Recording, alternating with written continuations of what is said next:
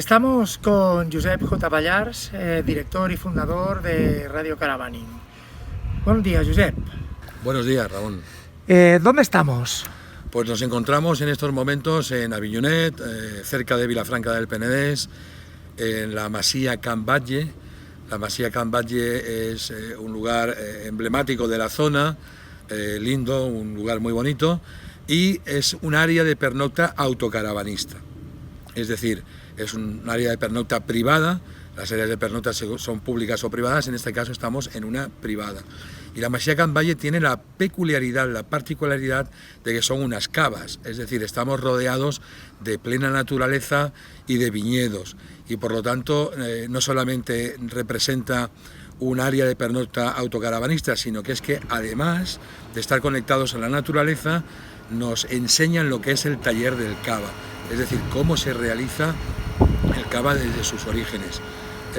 Nuestra filosofía como Radio Caravaning, y por eso estamos aquí, es porque potenciamos los lugares donde existe un área de pernocta, ya sea pública o privada, autocaravanista, para conectarlo con el comercio local. Es decir, el papel que juegan los autocaravanistas dentro del comercio local es muy importante en la inversión que realizan, pues en sus compras diarias y en sus necesidades. En definitiva, lo que hacemos aquí, concretamente en Masía Can Batlle, es no solamente pernoctar, sino potenciar con nuestras entrevistas que les hacemos a los autocaravanistas que van viniendo la zona de la economía local de esta comarca. ¿Qué motivos te llevaron a crear la empresa?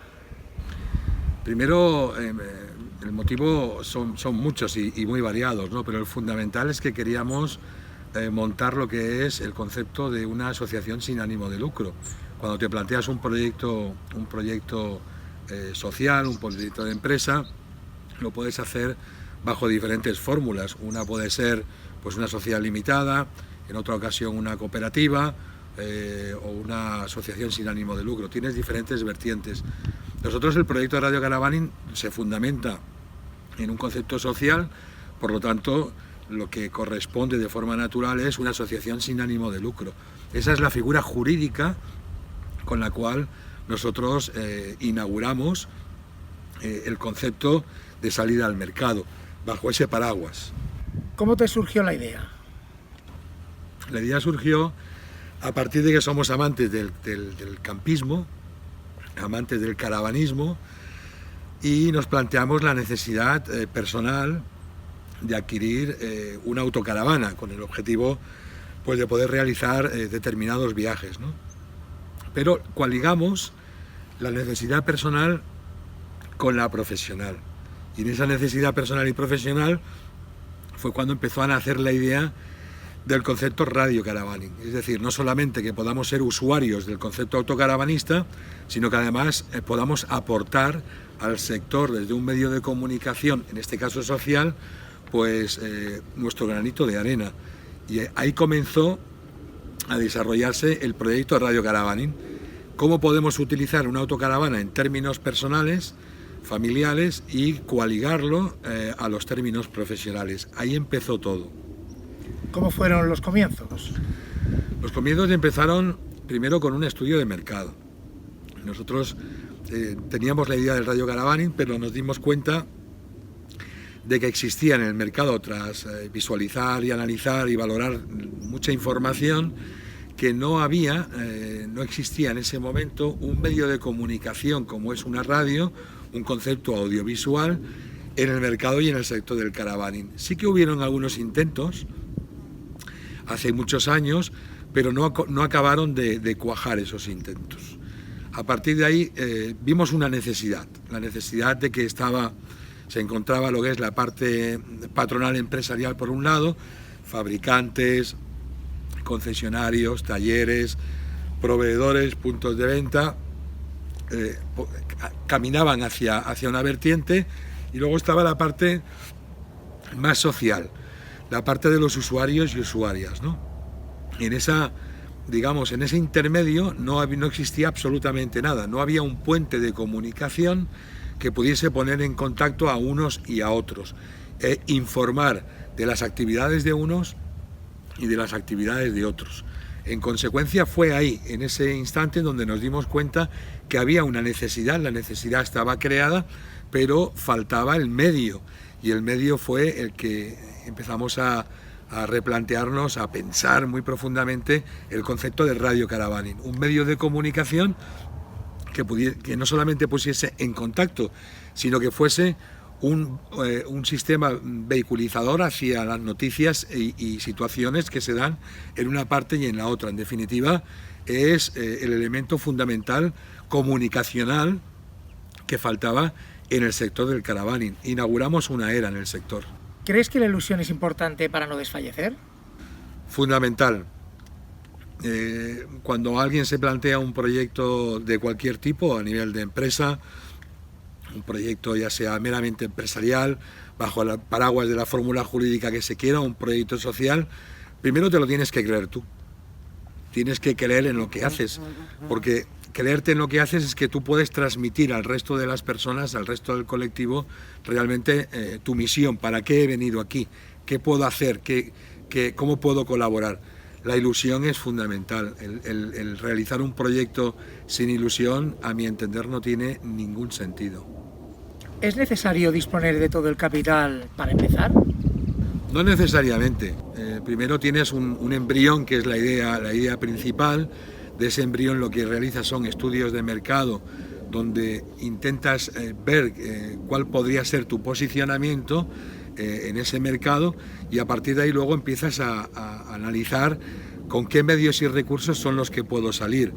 Un proyecto es una maratón de etapas, donde comienzas la etapa A, la etapa B, la etapa C, y donde enumeras esas etapas, y a cada etapa le das, la cuantificas por un lado y le das un sentido por otro.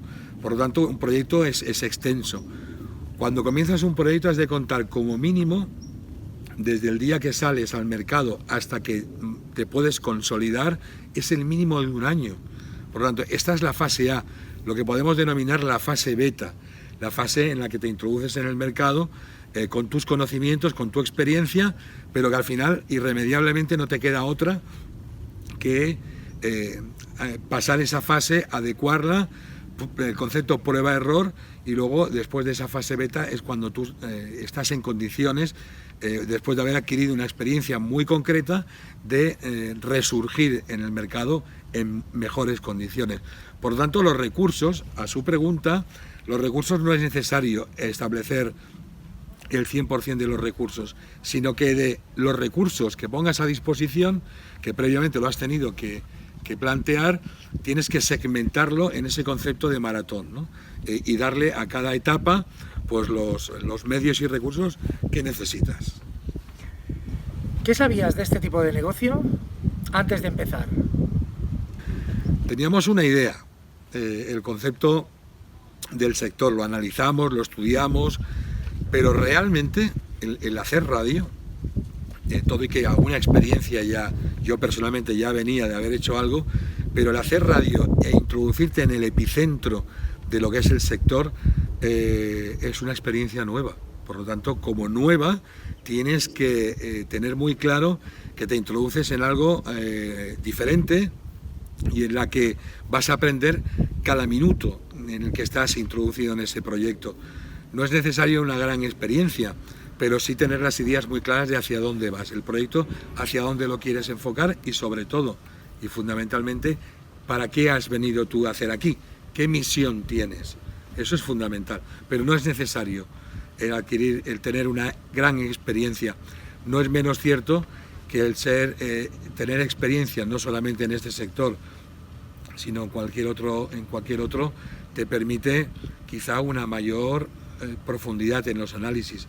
Pero al final te das cuenta que lo que te hace es el día a día, el rodaje, el trabajar, el estar a pie de calle, y eso solamente lo puedes hacer cuando te metes en ello. ¿El emprendedor debe saber cómo gestionar una empresa? No necesariamente. El emprendedor emprende, y sí que es bien cierto que un emprendedor puede llevar él solo o ella sola un proyecto, pero lo normal es que te dotes de un equipo multidisciplinar, de tal forma que dentro de ese concepto de equipo humano multidisciplinar se pueda encontrar profesionales que efectivamente sepan cómo orientarte para dirigir la empresa. No es condición sine qua non el que tengas que conocer cómo gestionar, sino si lo sabes mejor, pero si no, te puedes dirigir a través de externalizar ese servicio en un outsourcing, el acompañamiento, la tutela y la orientación por parte de profesionales que te pueden ubicar de forma muy correcta en la gestión. ¿Qué habilidades personales se necesitan para ser un emprendedor? Primero, tu ilusión. La ilusión y la motivación, a mi entender, ya debe ser una habilidad. Sin ilusión y sin motivación no es posible. Y en segundo lugar, depende de qué sector y depende de qué vayas a tratar. Evidentemente, en el caso de una radio, la habilidad número uno y fundamental tiene que ser el ser buen comunicador o buenos comunicadores, ¿no? Es muy importante. Tienes que tener ciertas habilidades en función del producto o servicios que vayas a tratar. Por poner un ejemplo, ser locutor de radio, pero no tener un cierto talento, puedes aprender, pero lógicamente es algo antinatura. Tienes que tener ya ciertas habilidades, que esas habilidades las vas a ir enriqueciendo a partir de tu propia experiencia en un día a día. No es lo mismo haber entrevistado a 5 personas que entrevistar a 500. El recorrido obviamente es extenso, largo. Bagaje, ¿no? Y te permite tener pues un trayecto y un bagaje muy importante. Cuando llegas a la 501, pues no la vas a hacer igual que cuando hacías las 50 primeras. Lógicamente, todo, como todo en la vida, es experiencia en ese momento. ¿Qué consejo me darías si yo quisiera ser emprendedor? El primer consejo es tener el proyecto claro. Es decir, el gran problema que yo encuentro en muchos emprendedores, que además yo antes de hacer radio me había dedicado a los recursos humanos y concretamente a la orientación y tutela profesional, ayudando a muchas personas a encontrar su camino profesional, hay un gran problema y es que uno a veces tiene una idea en la cabeza que hay que desarrollar, pero esa idea hay que trabajarla y esa idea hay que estudiarla y es una idea que hay que analizarla. El primer, no consejo, sino sugerencia, en cualquier caso, que yo le daría a un emprendedor es, como mínimo, de forma teórica, conocer el sector por el cual se va a introducir. El concepto teórico, el concepto de contrastar información, de buscarla, el concepto de no quedarse solamente en lo que en una idea embrionaria que uno puede tener, sino que realmente contraste, busque información. Y la segunda sugerencia que yo podría dar es, cuando tengas una idea y tengas el proyecto como más visionario, permite que los demás, sobre todo tu entorno, lo puedan ver, lo puedan criticar, lo puedan tirar, lo puedan tumbar, lo puedan pisotear, se pueda hacer pros y contras, que se pueda y tener la oportunidad de alguna manera de poder criticarlo. Siempre se entiende que serán críticas constructivas, pero a veces uno se ensimisma en su proyecto creyendo que es el mejor del mundo, cuando hay personas de tu entorno que quizás dentro de su experiencia te pueden decir dónde están tus fallos. Y este es el gran error del emprendedor, el no permitir que terceros, que cuartos, que el entorno general de más confianza te pueda opinar. A veces los emprendedores se toman, o nos tomamos en su momento, una crítica constructiva de un amigo, de un familiar, como una crítica hacia tu persona. Esto es lo que hay que saber diferenciar. Si buscas opinión en los demás, cuando inicias un proyecto, no pretendas que te digan que todo que sí. Puede ser que sea tan bueno el proyecto que te digan que sí, pero tienes que estar receptivo a que te digan por aquí no, esto no lo veo correcto, por aquí es un error, sin enfadarte en el nivel personal. Y esto es el error más grande de los emprendedores, el no aceptar que tu entorno pueda opinar y que critiquen ese proyecto sin tomarlo como algo personal. Eso es clave. Muy bien, muchísimas gracias y buenos días. A ti.